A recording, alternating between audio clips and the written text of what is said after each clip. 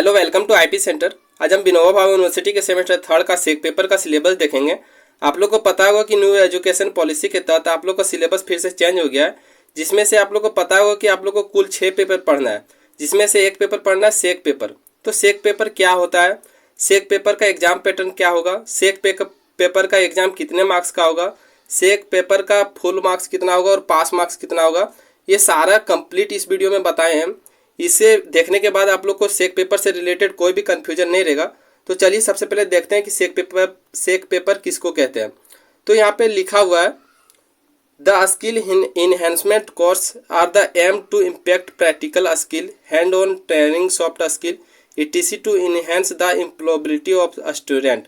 इसका मतलब क्या होगा, इसका मतलब होता है कि स्किल इनहेंसमेंट कोर्स छात्रों की रोजगार को बढ़ाने के लिए व्यापारिक कौशल, हाथ से प्रशिक्षण, मुलायम कौशल इत्यादि प्रदान करना है। उसके बाद लिखा है, these will be studied by the students of all the streams. यानी इसका मतलब क्या होगा, इसका मतलब होगा ये कि आप चाहे कोई भी स्ट्रीम से हैं, चाहे आप आर्ट्स से हैं, साइंस से हैं या कॉमर्स से हैं, आपको सेक पेपर पढ़ना ही पढ़ना है, ठीक है।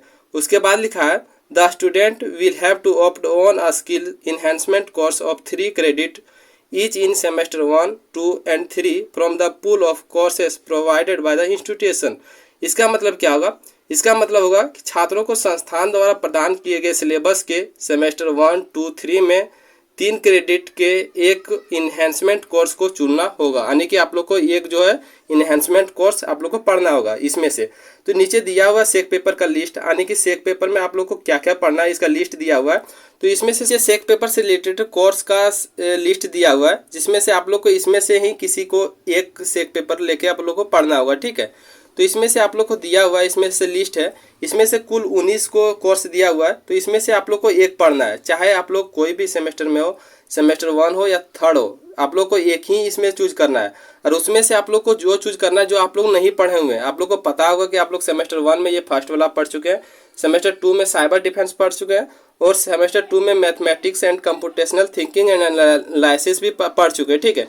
तो ये आप लोग को नहीं चूज करना होगा, ठीक है। आप लोग को इससे हट के चूज करना होगा। यानी कि अभी सेमेस्टर 3rd में आप लोग को जो आप लोग पढ़ चुके हैं सेमेस्टर 1 और 2 में, वो आप लोग को चूज नहीं करना होगा, इससे हट के चूज करना होगा। यानी कि जो आप लोग नहीं पढ़े हैं वो चूज करना होगा, ठीक है। तो ये चूज कब करना होगा, ये चूज करना होगा जब आप एग्जाम का जो है फॉर्म भरेंगे, यानी कि एग्जामिनेशन फॉर्म जब भरेंगे तब ये चूज करना होगा। या फिर आप जब वहाँ चूज करने का ऑप्शन नहीं देगा तो वैसे स्थिति में आप लोग को कॉलेज के द्वारा एक सेक पेपर खुद से दे दिया जाएगा, ठीक है, जो आप लोग को पढ़ना होगा। तो फिर हम देखेंगे इसमें से एग्जाम पैटर्न क्या होगा। तो एग्जाम पैटर्न जो होगा, आप लोग को पूरा जो नंबर होगा वो 75 नंबर का एग्जाम होगा, ठीक है। यानी 75 नंबर का एग्जाम होगा। टाइम होगा 3 घंटा, ठीक है। जिसमें से पास नंबर कितना होगा, पास नंबर आप लोग का होगा 30 नंबर, ठीक है। और अगर इंटरनल और एक्सटर्नल दोनों देख लिया जाए तो इंटरनल और एक्सटर्नल दोनों मिलाकर होगा फुल नंबर 100 नंबर का, ठीक है। जिसमें से पास नंबर आप लोग का होगा 40 नंबर, ठीक है। तो फिर हम लोग देखेंगे एग्जाम पैटर्न क्या होगा। तो एग्जाम पैटर्न आप लोग को इसमें से जो क्वेश्चन आएगा वो क्वेश्चन आएगा 2 ग्रुप में, यानी ग्रुप ए में आएगा और ग्रुप बी में आएगा, ठीक है। जिसमें से ग्रुप ए में आप लोग को 3 प्रश्न आएगा, ठीक है। यानी 3 प्रश्न आएगा और 3 प्रश्न जो होगा, प्रत्येक जो प्रश्न होगा 5 नंबर का होगा, ठीक है। देखिए आप लोग को दिया हुआ है, ग्रुप ए में जो है 3 प्रश्न आएगा और प्रत्येक प्रश्न जो होगा 5 नंबर का होगा। फुल जिसका कितना हो गया, 15 नंबर हो गया, ठीक है। तो देखिए सबसे पहला क्वेश्चन आएगा, ये जो ग्रुप ए होगा वो कंपलसरी होगा आप लोग के लिए, ठीक है। यानी कि ये आप लोग को बनाना ही बनाना है, ठीक है।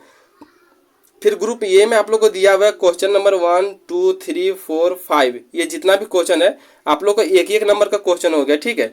तो एक एक नंबर का क्वेश्चन हो गया। तो पहला नंबर में 5 क्वेश्चन दिया है, तो पहला नंबर कितना हो गया, फिर 5 नंबर का हो गया। फिर क्वेश्चन नंबर दूसरा दिया है, ठीक है। तो क्वेश्चन नंबर दूसरा में आप लोग को जो क्वेश्चन आएगा वो 5 नंबर का होगा और क्वेश्चन नंबर तीसरा में भी जो क्वेश्चन आएगा वो 5 नंबर का होगा। तो कुल मिला के आप लोग कितना हो गया, कुल मिला के आप लोग को हो गया 15 नंबर, ठीक है। फिर ग्रुप बी में क्वेश्चन आएगा, फिर ग्रुप बी में जो क्वेश्चन आएगा, ग्रुप बी में प्रत्येक क्वेश्चन जो होगा 15 नंबर का होगा, ठीक है। जिसमें से आप लोग को मात्र 4 ही प्रश्न बनाना है। आप लोग को इसके में कितना क्वेश्चन दिया रहेगा, इसमें से आप लोग को 6 या 7 क्वेश्चन दिया रहेगा, जिसमें से आप लोग को मात्र 4 क्वेश्चन बनाना है, ठीक है। और जो प्रत्येक प्रश्न होगा वो 15 नंबर का होगा। यानी कि आप जो एक क्वेश्चन बनाइएगा तो एक क्वेश्चन आप लोग का जो हो जाएगा वो 15 नंबर का होगा, ठीक है। जिसमें से आप लोग को 4 क्वेश्चन बनाना है और 4 क्वेश्चन कितना नंबर का हो जाएगा, 60 नंबर का। तो 60 नंबर ये हो गया और 15 नंबर ग्रुप ये से हो गया, ठीक है। कुल मिला के हो गया 75 नंबर, ठीक है, यानी 75 नंबर। तो ये आप लोग का होगा एग्जाम पैटर्न जिसमें से आप लोग को अच्छे से समझ में आ गया होगा कि एग्जाम पैटर्न क्या होने वाला है, स्किल इन्हेंसमेंट कोर्स क्या होता है। ये उम्मीद करते हैं कि सेक पेपर से रिलेटेड आप लोग को अच्छे से समझ में आया होगा।